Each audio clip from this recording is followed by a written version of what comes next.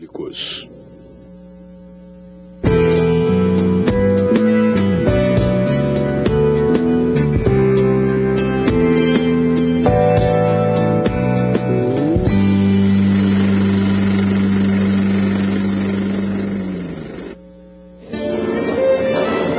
descoberta do fogo gerou uma revolução nos costumes do homem.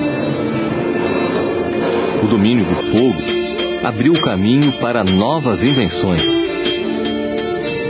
O conceito de inventor, na minha opinião, é alguém que pega os estudos anteriores, dá um avanço neles e depois outro prossegue.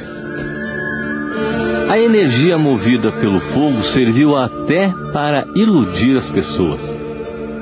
Ninguém inventa alguma coisa do nada. Alguém tem que ter estudado isso antes de mim. Vou dar um exemplo. A máquina a vapor apareceu no finalzinho do século XVIII na Inglaterra, desenvolvida por um cara chamado Newcomen. Aí você olha os livros em inglês assim, o inventor da máquina a vapor foi Newcomen. Muito bem. Se eu voltar a 3 séculos antes de Cristo nascer, na cidade de Alexandria, no Egito, tinha um mágico. Esse mágico tinha uma esfera de metal que girava sozinha sem que ele colocasse a mão. E as pessoas pagavam porque ele era mágico. O truque era o seguinte, era uma esfera de cobre, oca, na qual ele colocava a água até a metade, e ela tinha 2 canudinhos para sair o vapor. Aquilo era colocado dentro de um braseiro, em cima de um braseiro. Quando a água fervia, o vapor saía, a roda, aquela esfera girava. Sabe o que é isso? É o princípio da expansão dos gases. Esse princípio foi usado por quem? Pelo Newcomen, 20 séculos depois, para dizer, eu sou inventor da máquina a vapor. Então, se não houvesse alguém estudando antes o princípio da expansão dos gases, o Newcomen não teria inventado a máquina a vapor. Ninguém inventa alguma coisa do nada. Principalmente na ciência. A ciência é uma construção. A substituição das ferramentas pelas máquinas, da energia humana pela energia motriz, e do modo de produção doméstico pelo sistema fabril, constituiu a Revolução Industrial.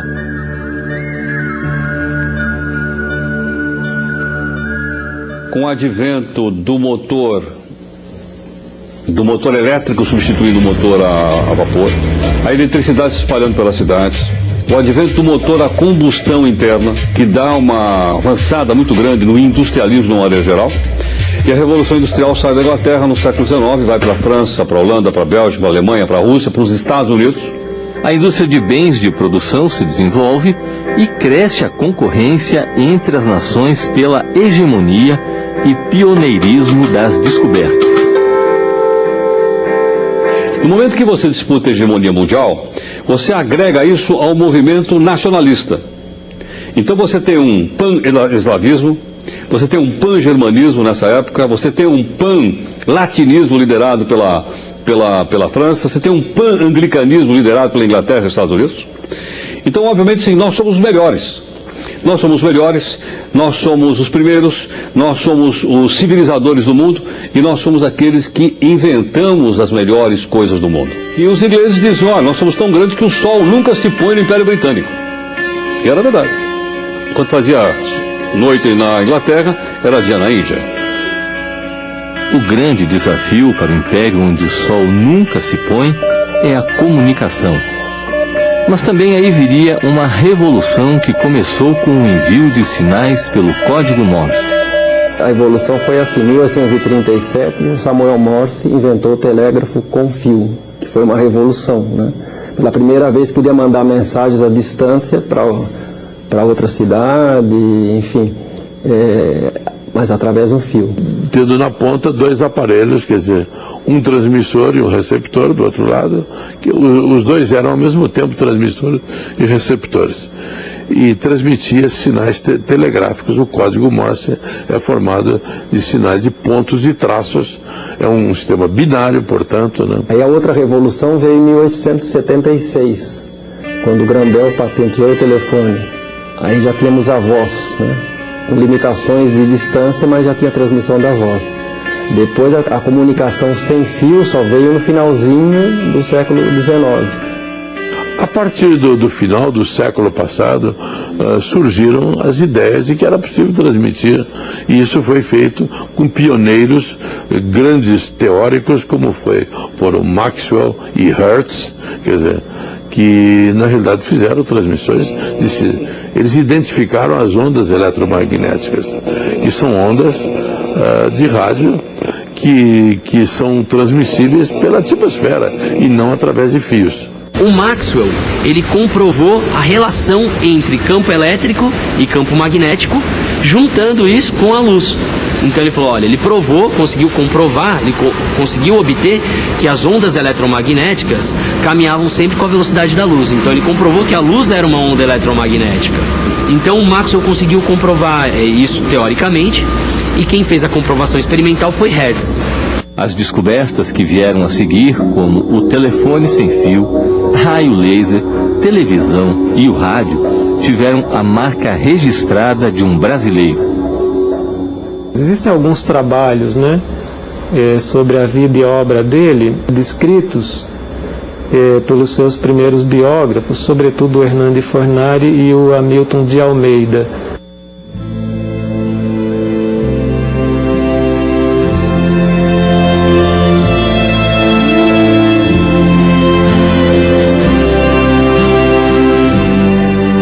A primeira vez que eu ouvi falar do Padre Lando foi numa aula na Faculdade de Jornalismo da Fundação Armando Álvares Penteado, a FAP. Uma aula do curso de rádio, que o professor era um chileno, Júlio Zapata, e ele que surpreendeu todo mundo dizendo que vocês aprenderam que o Marconi foi o inventor do rádio, mas não foi um brasileiro, foi um padre. Então aquela história assim, além de ter me surpreendido, me impactou muito, pela injustiça cometida com esse sacerdote. E foi aí que eu comecei a pesquisar, incentivado também por esse professor, porque ele, em todo momento da aula, ele dizia que essa história não está completa, mais coisas vão surgir com o decorrer do tempo. Existia um livro, apenas um livro a respeito, que era do Hernando Fornari. E foi aí que eu comecei a pesquisar em 76 e não parei até hoje. No início do século XX, o padre Roberto Landel de Moura colocou o Brasil entre as grandes potências da ciência. Mas a genialidade não foi suficiente para ele deixar de ser um ilustre desconhecido. O padre Landel de Moura é um dos exemplos mais contundentes desse complexo do colonizado. É tanto que ele tentou, quando fez a invenção do rádio, em cima da radiodifusão, ele tentou inicialmente fazer valer esse seu invento aqui no país, mas não teve sucesso. Daí então ele teve que ir para os Estados Unidos, onde ele registrou as patentes. Ele tinha mais aqui, ter ido para os Estados Unidos e não ter voltado mais. Ter ficado lá, pelo menos lá ele teria sido valorizado, teria sido respeitado e talvez reconhecido há muito tempo. Mas ele tinha amor à sua pátria, ele queria que o Brasil recebesse isso, o seu país. E o que o seu país deu a ele? O anonimato. O anonimato? Nós estamos aqui tentando fazer o que agora? Fazer com que ele ressurja das cinzas como uma fênix? Mas uma coisa é certa, nós estamos fazendo aquilo que não foi feito no passado.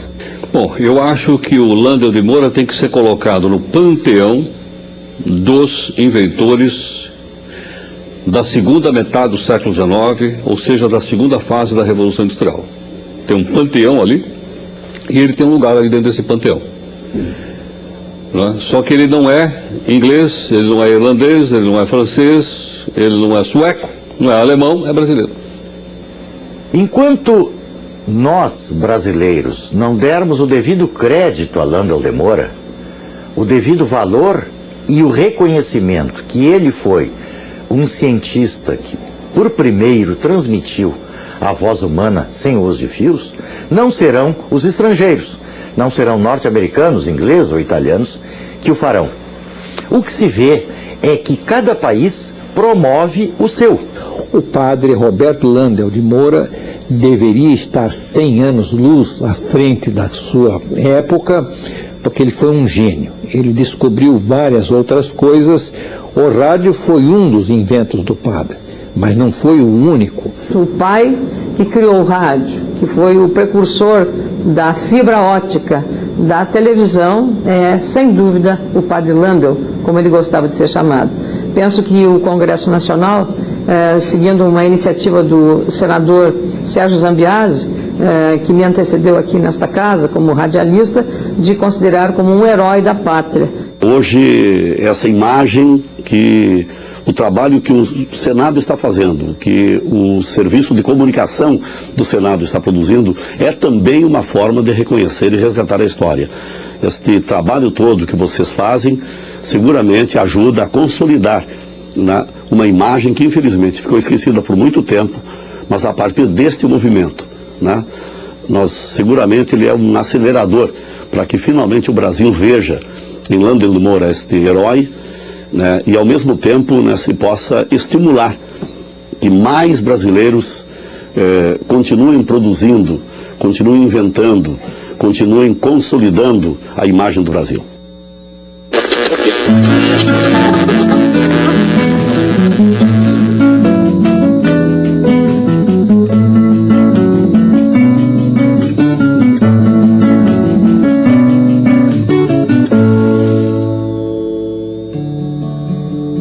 Sentados no barranco, em frente ao jardim, o menino e o avô contemplam as estrelas. Estrela, estrela, como será assim?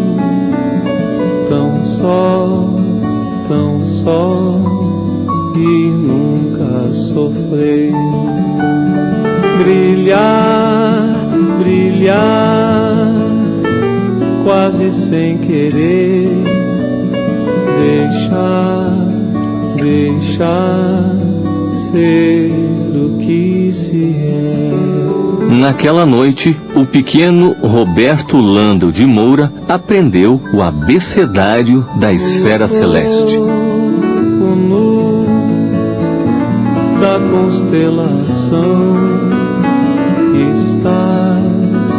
estás sobre uma das mãos.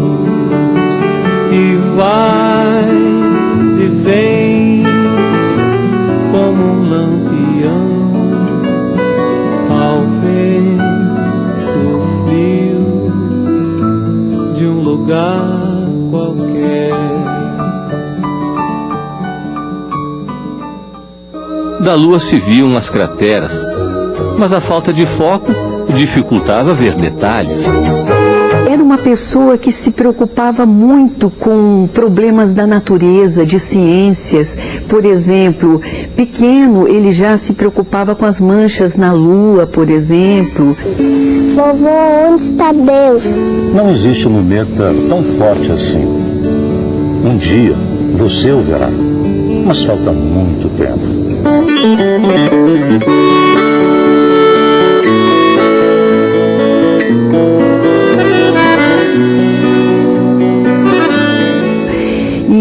E também ele tinha um espírito assim de muita solidariedade, ele se preocupava muito com os pobres.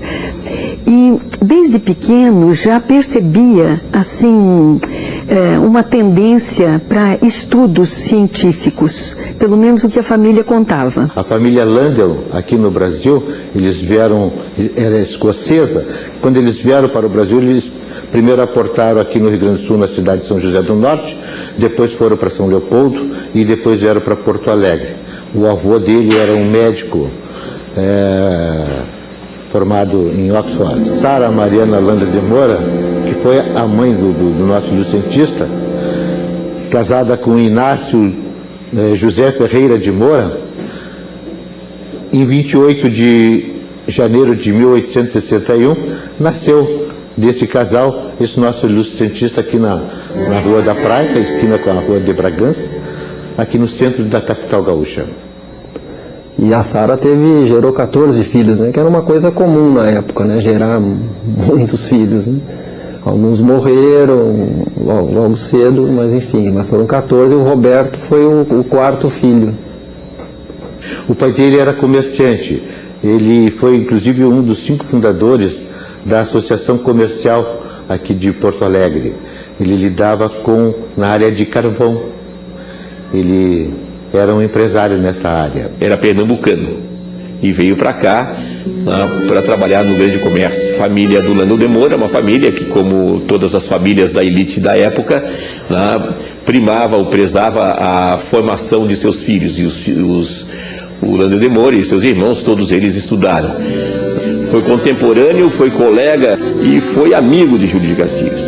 Os dois conviveram durante muito tempo juntos naquela escola do emérito educador rio-grandense. Fernando Gomes é tido como um dos precursores, um dos introdutores da reflexão sobre o positivismo no Rio Grande do Sul. E depois foi para uma escola em São Leopoldo, que hoje é a Unicino, tá? É uma escola dos padres jesuítas. Lá ele fez o curso de Humanidades. Formando-se em Humanidades, ele se dirigiu para o Rio de Janeiro, aonde foi estudar na Escola Politécnica e trabalhar. O positivismo no Rio de Janeiro tinha o seu quartel-general na antiga Escola Central, que se transformou na Escola Politécnica. A aula na Escola Politécnica na capital federal chegava ao melancólico fim. O professor nada falava desde a chamada. Tanta era a fama da Escola Politécnica que alguns pensavam que o silêncio fazia parte das normas da escola. Na década de 50, quando começavam a chegar estudantes que estiveram na França e que conviveram com Augusto Comte, que estudaram com os positivistas, vieram e começaram a trazer para o Brasil determinados postulados positivistas. Mas o positivismo entra através da matemática, através da ciência, através da física, através da geometria, através, enfim, das ciências, dessas ciências. O professor apenas respondia que nunca há nada a dizer, mas tudo a aprender. Certo dia, o professor, que nada falava, deixou escapar que um novo invento chegara ao Brasil. O imperador já usava um no Palácio São Cristóvão.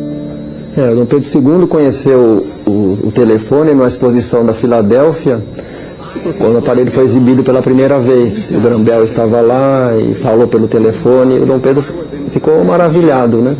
E assim que o telefone começou a entrar no mercado, o Brasil foi um dos pioneiros a adotar o aparelho. O Dom Pedro instalou os primeiros aparelhos na corte, né? No Paço Imperial foi o primeiro, para comunicação do próprio governo, né? E depois o aparelho foi se difundindo, né? Mas isso foi em 1877. Soou o sinal. Os alunos saíram, menos Landel, que ficou na sala. Curioso, perguntou como funcionava o aparelho e se poderia falar com sua mãe em Porto Alegre. Ainda perguntou se alguém sabia fabricá-lo. Desculpe, Roberto. Ninguém sabe como esse aparelho funciona. Ele foi inventado nos Estados Unidos há apenas um ano. Ele devorava, eram revistas estrangeiras, desde menino, as revistas estrangeiras nas bancas de revistas aqui de Porto Alegre. Então ele pegava as revistas e ia dentro dessa área das comunicações, vendo o que havia de novidade no primeiro mundo, vamos dizer assim, né? O que vinha da América, o que vinha da Europa. E vinha muita revista, principalmente da França, Itália, né? E Estados Unidos. Dias depois, Landel recebe um artigo em inglês com informações sobre o aparelho. Traduziu com dificuldade algumas palavras do inglês, fixou a ideia de reproduzir o aparelho. Desenhou, resolveu fórmulas e fez uma lista de materiais. O sonho virava projeto. Foi até o professor, estendeu o fio o mais que pôde e rompeu o silêncio. A terra se move! O professor mirava admirado o aparelho e o aluno. Roberto, você construiu um telefone! Ele, com 16 anos, já construiu um telefone. Veja bem, sem nunca ter visto um telefone, né? E já tinha uma inclinação muito grande para a área de física. O impressionante é que isso ia acontecer em 1877, foi um ano depois do Grambel ter patenteado o telefone. Mais do que a ciência, a fé falou mais alto na alma de Roberto Landel de Moura. Nessa ocasião, o irmão dele, o Guilherme Landel de Moura, de passagem pelo Rio, que estava indo para Roma para se tornar sacerdote, convidou-o para se tornar sacerdote. Ó, Roberto, eu estou indo para Roma, vou me tornar padre, tu não queres ir? E o Roberto aceitou o convite, pensou, e foi junto com o irmão. A opção pelo sacerdócio o levaria ao mundo e traria o mundo a ele. Nesse sentido, ele segue um pouco a atitude de vários contemporâneos dele. Talvez um dos mais conhecidos seja um francês, o padre Pierre Teilhard de Chardin, que foi também um grande paleontólogo, né? Então, uma pessoa também muito interessada, um sacerdote jesuíta também muito interessada em ciência. Foi em Roma que Landel de Moura concebeu as primeiras ideias da teoria que chamou de unidade das forças físicas e a harmonia do universo. Eu até acredito que ele aproveitou essa oportunidade para não só se tornar um sacerdote, mas principalmente para estar num centro, no centro das atenções, vamos dizer assim, nos centros evoluídos do mundo, né, para fazer a sua formação como físico e como químico. E foi isso que ele fez. Simultaneamente com os estudos para se tornar o sacerdote, ele concluiu os seus estudos para se tornar um físico e um químico. Ele não era um autodidata, ele era doutor em física e doutor em química.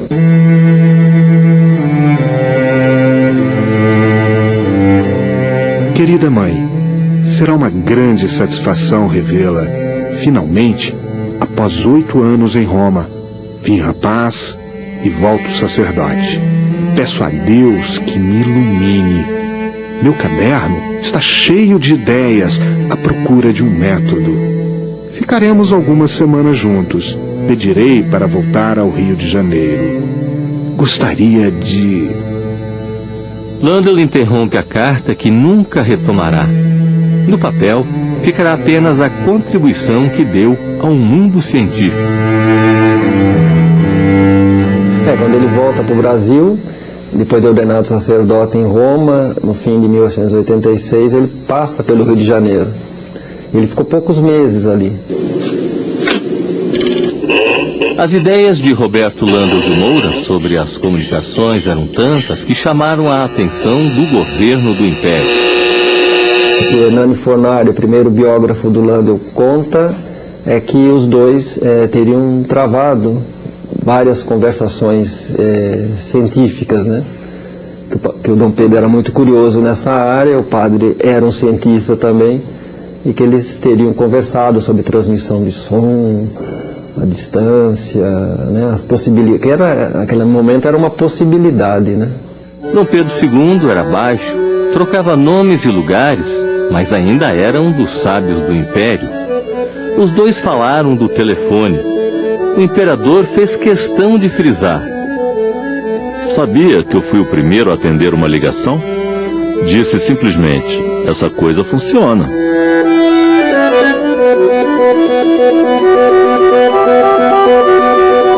Já existia o telefone, mas a comunicação era só com fio. Ciência e religião andavam juntas na vida de Roberto Landel de Moura.